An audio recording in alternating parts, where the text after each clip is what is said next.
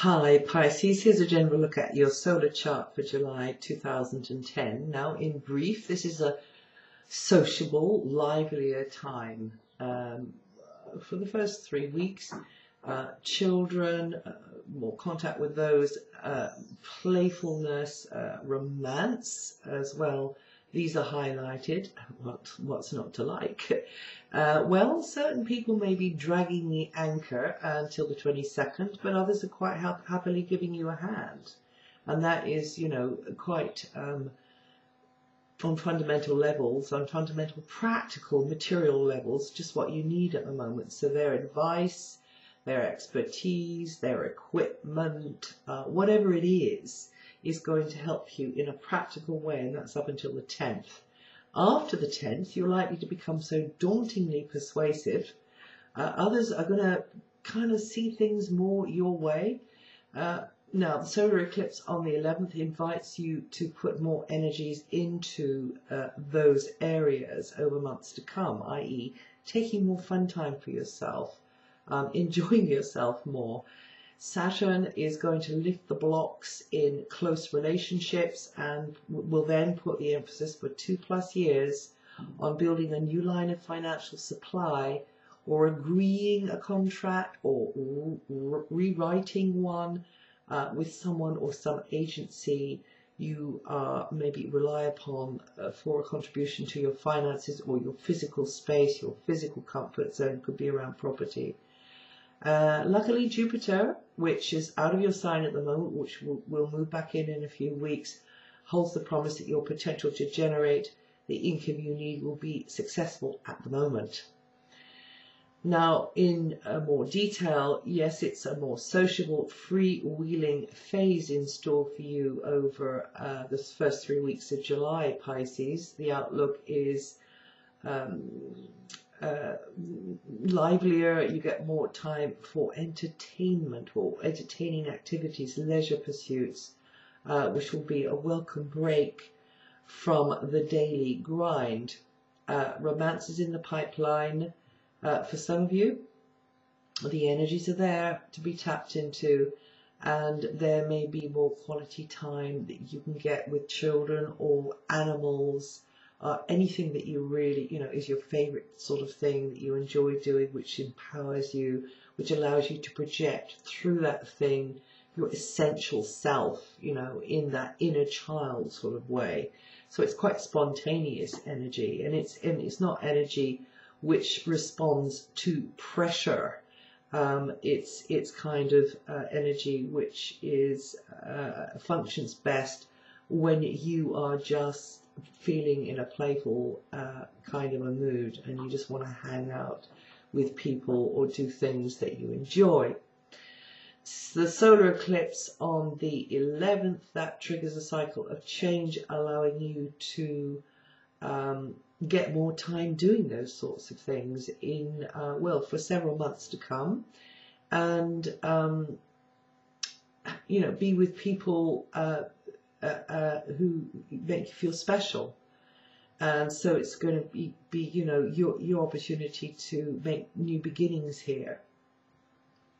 As I say, up until the 10th, there's a kind of a working aspect to this fun time I'm talking about. But again, there could be a sort of a real feeling of warmth and social life around the job, whatever it is that you're doing. A more supportive atmosphere, a more positive atmosphere, and that can be related to the job, or it might be some service that you're performing for someone. You're helping somebody out. It could be somebody helping you out. You could be getting the care that you need, the equipment you need, the encouragement you need, which makes your life easier. Close partners, one-to-one relationships, they're going to be key to actually getting things done. They can be very productive, even though certain people are a tad demanding, or just obstructive, or just you'll feel they're kind of stuck. But you should feel from the 22nd, their stuffy or limiting opinions lifting from your mind.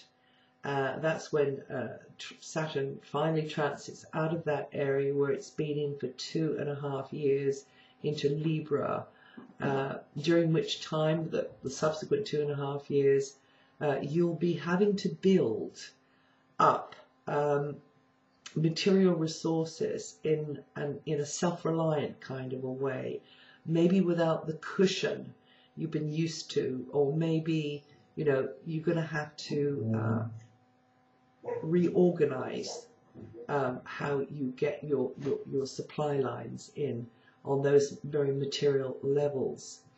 From the 10th, Venus brings a warm glow into close relationships, and that's a good time for you to smooth over any glitches with others.